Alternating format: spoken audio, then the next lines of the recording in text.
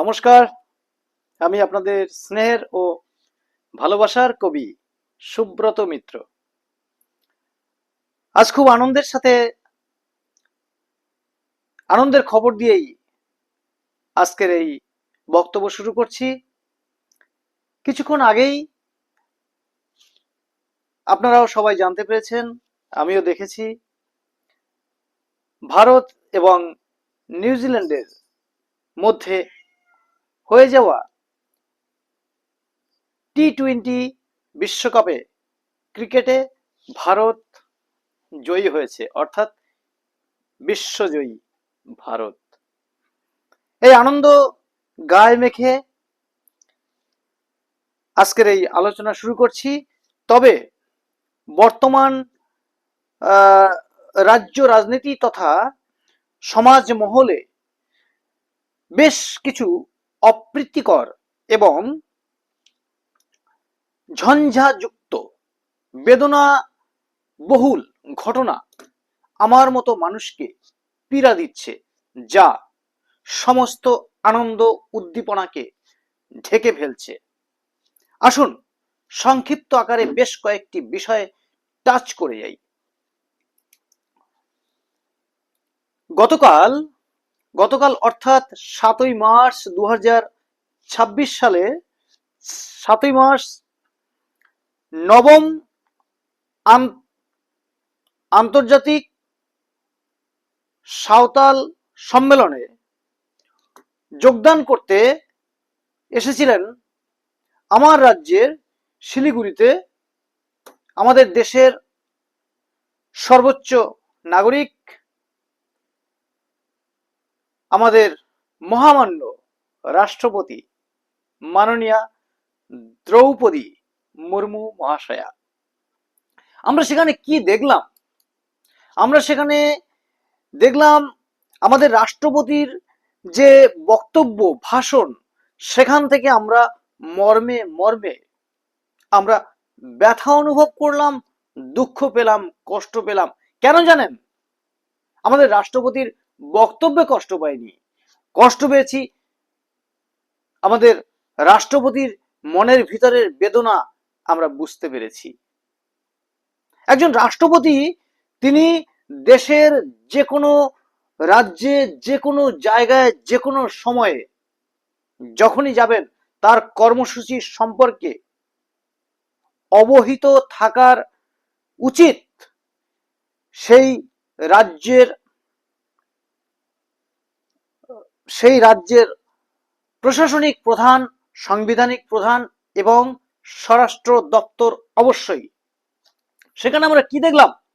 সেখানে আমরা দেখলাম রাষ্ট্রপতি এসেছেন, অথচ সেই রাজ্যের প্রশাসনিক প্রধান বলুন, প্রশাসনিক এবং স্বরাষ্ট্র মন্ত্রকের, রাজ্যেরও তো একটা স্বরাষ্ট্র মন্ত্রক থাকে, কেউ সেখানে রাজ্যের তরফ থেকে কোনো প্রতিনিধি ছিলেন না এবং রাজ্যের কোনো প্রধান সারির কেউ ছিলেন না। এবং তাই নিয়ে আমাদের রাষ্ট্রপতি ভীষণ দুঃখ প্রকাশ করেছেন এবং তারপরেও জানিয়েছেন যে আমার প্রতি হয়তো আপনাদের কোনো দুঃখ বা রাগ থাকলেও থাকতে পারে, তবুও থ্যাংক ইউ। কতটা নমনীয়, কতটা ভদ্র সভ্য মানুষ হলে এত নরম ভাবে একজন দেশের একজন সর্বোচ্চ নাগরিক এমন ভাবে বিষয়টিকে দেখতে পারেন। অথচ সেই সময়ে সেই রাজ্যেরই অন্যত্র দেশ বিরোধীদের দেশের নাগরিকত্ব পাওয়ানোর জন্য আন্দোলন, নাট্যমঞ্চ চলছে। হ্যাঁ, ওটাকে আর ধর্ণা মঞ্চ বলা যায় না, নাট্যমঞ্চ চলছে। আসি দ্বিতীয় একটি বিষয়ে। এই যে খেয়াল করেছেন, সমাজের বিভিন্ন জায়গায় এক ধরনের স্বঘোষিত তারা তাদেরকে বুদ্ধিজীবী বলে বলতে ওই রকমই আর কি। এবং তারা রাজনীতিবিদ মানে কি, তারা তাদের রাজনীতি তো একটা মহান মহান শব্দ, তারা নামে রাজনীতির লোক, কিন্তু আমার মনে হয় তারা রাজনীতি করার যোগ্যতা রাখেন না। তারা কি করছেন, মাত্র 60 টাকা অর্থাৎ 60 রুপিস গ্যাসের দাম বৃদ্ধি পেয়েছে। হ্যাঁ, আমাদের এখানে 60 টাকা গ্যাসের দাম বৃদ্ধি পেয়েছে। তার কারণ কি আপনারা একটু তলিয়ে ভাববেন, তার কারণ কি? আমরা সকলে জানতে পেরেছি যে ইরান ইসরায়েলের মধ্যে একটা যুদ্ধ চলছে। সেই যুদ্ধ ইতিমধ্যেই বিশ্বের দরবারে একটা বিশ্বযুদ্ধের মতো করে আকার নিয়েছে।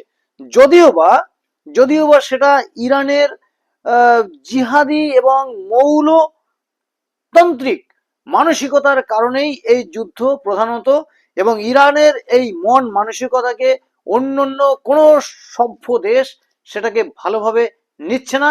তাই সেখানে একটা ইরানের যে সেই আক্রমণাত্মক এবং ধ্বংসলীলার যে কাজ কারবার সেটাকে দমন করার জন্য সেখানে ইসরায়েল প্রথমে হানা দিয়েছে, এবং অন্যান্য দেশও সেটাকে ইরানের এই মানসিকতাকে ভালো চোখে দেখছে না। এই জায়গায় দাঁড়িয়ে যেহেতু ইরান থেকে অনেক খনিজ সম্পদ বিভিন্ন দেশে আসে এবং আমাদের দেশেও তার কিছুটা প্রভাব পড়েছে, সেই কারণে স্বাভাবিকভাবেই আমাদের এখানে গ্যাসের দাম বেড়েছে। তা কত বেড়েছে?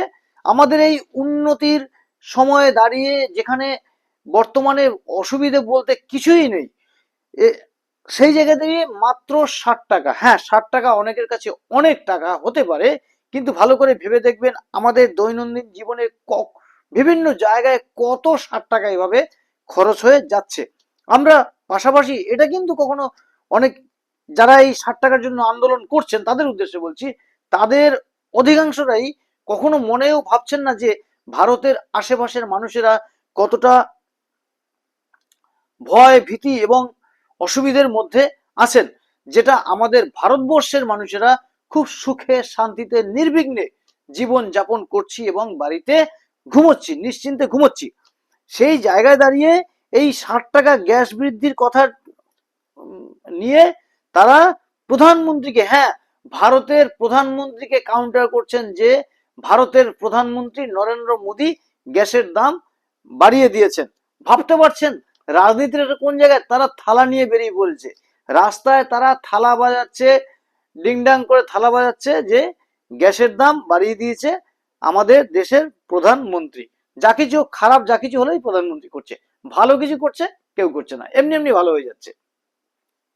আসছি আরেকটা গুরুত্বপূর্ণ বিষয়। আপনারা ইতিমধ্যে খেয়াল করেছেন আমাদের পশ্চিমবঙ্গে ইলেকশন আসন্ন, তার সেই পর্যবেক্ষণ এবং বিষয়ে খুঁটিনাটি সমস্ত কিছু এসআইআর এর এবং আরো অন্যান্য যাবতীয় বিষয়ে খোঁজ খবর নেওয়ার জন্য রাজ্যে আসছেন কে? Chief election commissioner chief election commissioner হলেন জ্ঞানেশ কুমার। হ্যাঁ, সেই জ্ঞানেশ কুমারকে কেন্দ্র করে নিউ টাউন সহ বিভিন্ন জায়গায় গো ব্যাক স্লোগান দেওয়া হচ্ছে। ভাবতে পারছেন একটা রাজ্যের এমন কিছু নাগরিক আছে, তারা কেমন নাগরিক, তারা আমার দেশের এবং আমার রাজ্যের একজন মুখ্য ভূমিকায় থাকবেন। তিনি হচ্ছেন চিফ ইলেকশন কমিশনার, সেই জ্ঞানেশ কুমারকে গো ব্যাক স্লোগান দিচ্ছে। ভাবতে হবে, গুরুত্ব সহকারে বিষয়গুলো ভাবতে হবে। আপনি না ভাবলে সেটা আপনার বিষয়, কিন্তু আপনি যদি একজন সঠিক সচেতন নাগরিক হন তাহলে এটা অবশ্যই আপনাকে ভাবতে হবে। আর একটা গুরুত্বপূর্ণ বিষয় হচ্ছে, একটা ভয়াবহ চিত্র সোশ্যাল মিডিয়াতে বিভিন্ন জায়গায় ঘুরপাক খাচ্ছে। আপনারা নিশ্চয়ই খেয়াল করেছেন, গত 4 মার্চ দিল্লির উত্তম নগরে মাত্র 6 বছরের একটি কিশোরী, সে দোল খেলছিল অর্থাৎ হোলিতে সে রং খেলতে খেলতে তার থেকে কয়েক ফোঁটা রং ছিটকে গিয়ে একজন মুসলিম মহিলার হিজাবে গিয়ে ছিটকে লাগে, এবং সেখান থেকে তার প্রতিক্রিয়া স্বরূপ রাগান্বিত মনোভাব নিয়ে তার পরিবারের মানুষেরা গিয়ে ওই শিশুটির বাড়িতে গিয়ে তার পরিবারের প্রত্যেকটি সদস্যকে ভীষণভাবে প্রহার করেছে, মারামারি করেছে, আক্রমণ করেছে। পরিস্থিতির পরিস্থিতির ভয়াবহতা এতটাই গভীর জায়গায় পৌঁছেছিল যে সেই শিশুটির বাড়ির লোকেরা প্রত্যেকে হাত জোর করে ক্ষমা চেয়েছে, যে তারা হিন্দিতে বলেছে যে আমাদেরকে ক্ষমা করে দিন, আমাদেরকে মাফ করুন, এটা আমাদের ভুল হয়ে গেছে। এখানেই তো চ্যাপ্টার ক্লোজ হয়ে যাওয়া কথা। যদিও এতটা কিন্তু হওয়া উচিতই নয়, একটু রং এক ফোঁটা দু ফোঁটা লেগে যেতেই পারে। আমরা তো সনাতন ধর্ম এবং হিন্দু সম্প্রদায়ের মানুষেরা, আমরা মুসলমানদের ঈদে এবং বিভিন্ন ধর্মীয় আচার অনুষ্ঠানে আমরা শুভেচ্ছা বার্তা দিই, এবং ইফতার পার্টিতে অবধি দেখা যায় আমাদের এই হিন্দু সম্প্রদায়ের মানুষেরা অনেকে যোগদান করেন এবং সুযোগ সুবিধার সাথে যুক্ত থাকেন। কাদের? ওনাদের। এক্ষেত্রে তাদের এই মনোভাব, এটা তো কখনো কোনো অবস্থাতে আশাই করা যায় না। কিন্তু এখানেই শেষ নয়। এই যে বাড়িতে এসে মেরে ধরে গেছে, এখানেই শেষ নয়। সেই যে শিশুটি, তার দাদা, তার নাম হচ্ছে তরুণ। সেই তরুণ নামের যুবকটি বাড়ি থেকে একটু বেরিয়েছিল, সে ফিরতি পথে তাকে মুসলিম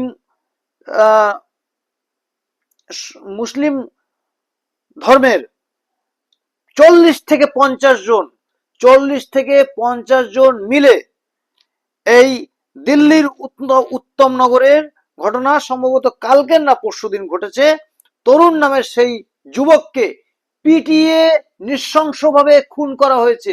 হ্যাঁ, জনসমক্ষে পিটিয়ে খুন করা হয়েছে তরুণ নামক, যা সোশ্যাল মিডিয়াতে ইতিমধ্যেই সকলের সামনেই এসে গেছে।